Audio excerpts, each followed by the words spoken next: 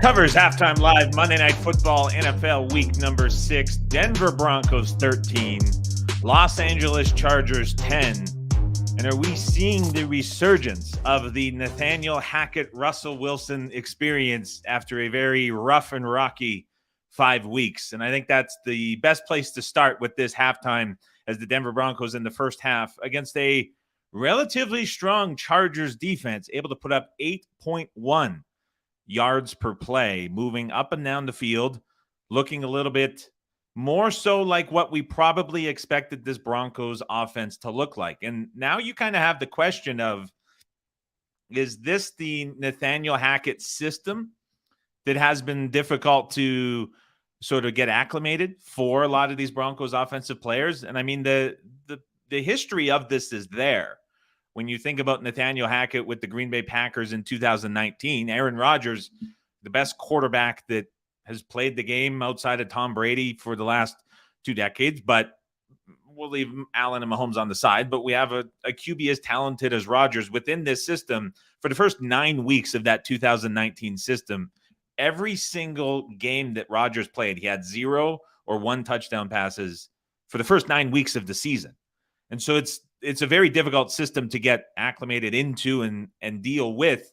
And potentially that's what we have seen, because now all of a sudden the Broncos spreading the ball out, Russell Wilson targeting a ton of different receivers, and it just looks very, very different. And then defensively too, with a lot of guys coming back within the secondary, a lot of pieces back for the Broncos. To me, this is the best we've seen Denver look on both sides of the football in any game this entire season. Bad news potentially for the Jets, but also maybe bad news for the Chargers here within the second half, who have really been stifled. 3.7 yards per play for the Chargers in the first half. And it's been this Broncos defense causing them a ton of trouble, not allowing anything explosive.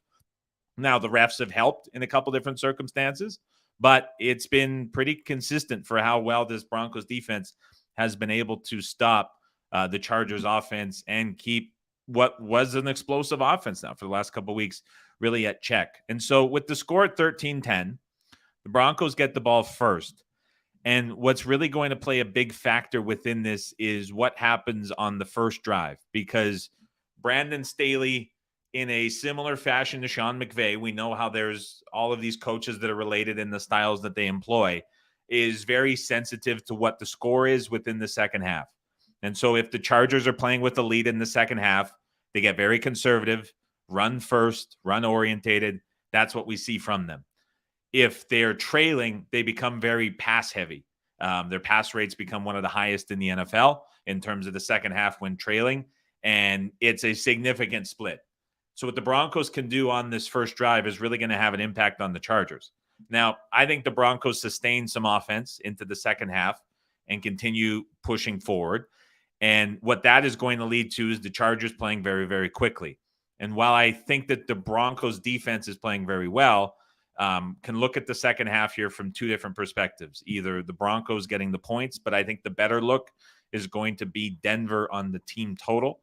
And we will pull up the odds here to look at it, and it is over 10.5 plus 102.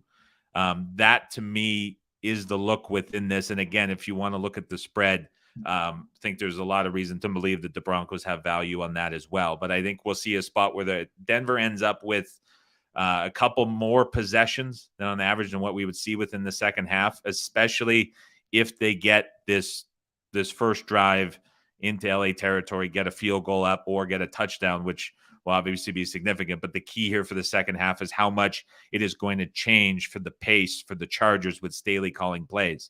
Now, with Staley playing from behind, he goes for it on fourth down at a very high rate. So we're likely, if he's playing from behind, we'll see a decision made around midfield. That'll be a high leverage play that could work into this. We'll probably see more than one if the Broncos continue scoring.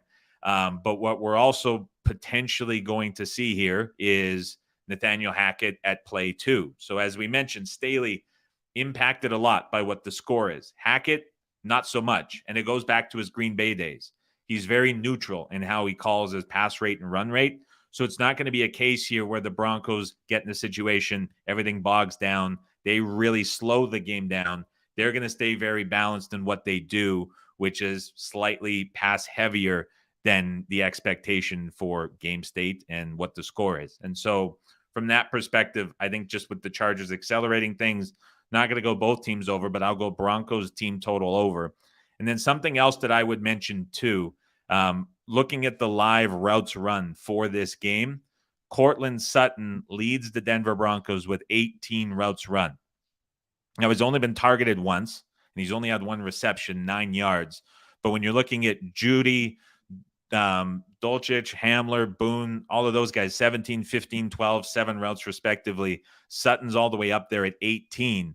And we know Courtland Sutton is kind of quietly this receiver that is a top 10 in terms of air yards per target, top 10 in target share.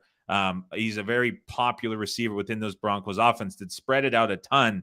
And the Chargers certainly going out of their way to eliminate him from this game so far.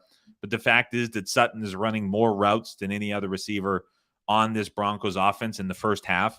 And when we're looking at his in-play prop total, that is at 39.5. So you're looking at an adjusted number for the second half at 30.5 yards, which relative to his full game total, I think is probably shortened up a little bit too much compared to the amount of routes that he has been running. So it's a tough defensive matchup. But if you're looking for the prop perspective as well, sort of tie in with this Broncos team total over, that Sutton prop is a very interesting one to look at considering how many routes he's out there for. With all that said, we'll end with a bit of a twist as we go with the Broncos team total over 10.5. We'll tweet out after as well for those of you that may have left, but this will be my last show for covers.com.